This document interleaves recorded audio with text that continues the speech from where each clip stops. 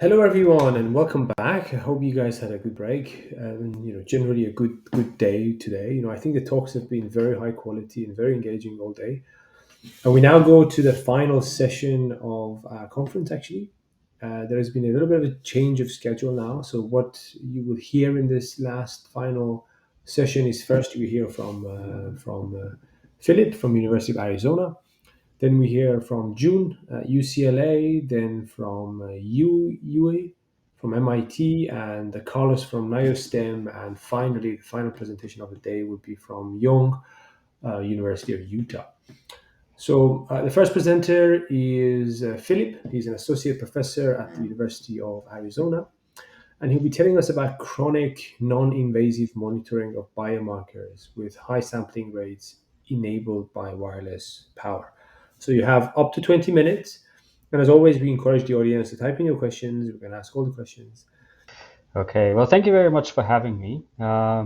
It's a pleasure to talk at conference where there's a very wide audience. I do enjoy these interactions, so please ask a lot of questions if you can. So a little bit about my group's work. We're quite an interdisciplinary team. We have research in implantable systems ranging anywhere from the central peripheral nervous system to the cardiovascular and musculoskeletal system. But what I want to cover today is primarily our work in wearable devices. So just to give you a little bit of a motivation from the start. So what we want to tackle really is the ability to retain a lot of information and get a lot of information from a person 24/7 in order to utilize that towards digital health. Currently, there's not that many devices that are in clinical utility that you wear in your everyday life, and that has good reasons.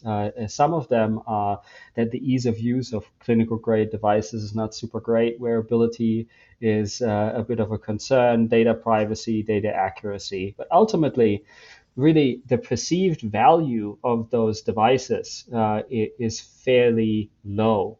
And you can see that in this graph here on the right-hand side.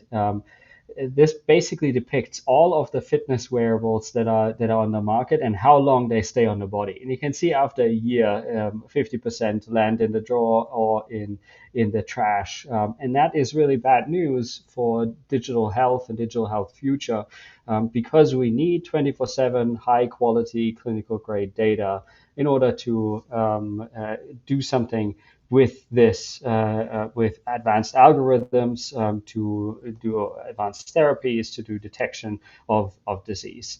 And so let's have a quick look at the state of the art and how wearable devices are attached to the body, and how that relates to their function. Um, so the skin is obviously a great non-invasive window to your body. You can extract a lot of biomarkers from it. And what I have here in the top row is devices that are adhesively attached to the skin. And a lot of clinical grade wearable devices do this. For example, a Dexcom continuous glucose monitor, various kinds of high fidelity clinical grade ECG monitors, for example. Now, they give you really good quality in terms of biosignals that you can acquire from the body. However, they have a fundamental limit, and that is epidermal turnover. Your skin renews every week to 2 weeks, depending on your skin type and age. And so anything that you stick to it will first start with an irritation and then come off altogether. Now, for continuously wearable devices, and a lot of us wear smartwatches, for example, the problem really is that you do not get super high quality data. And that is because the devices are fairly heavy. They are only loosely attached to the body, so you get a lot of motion artifacts. They need frequent recharge, so you have intermittent data. And so they're not suitable directly for clinical use.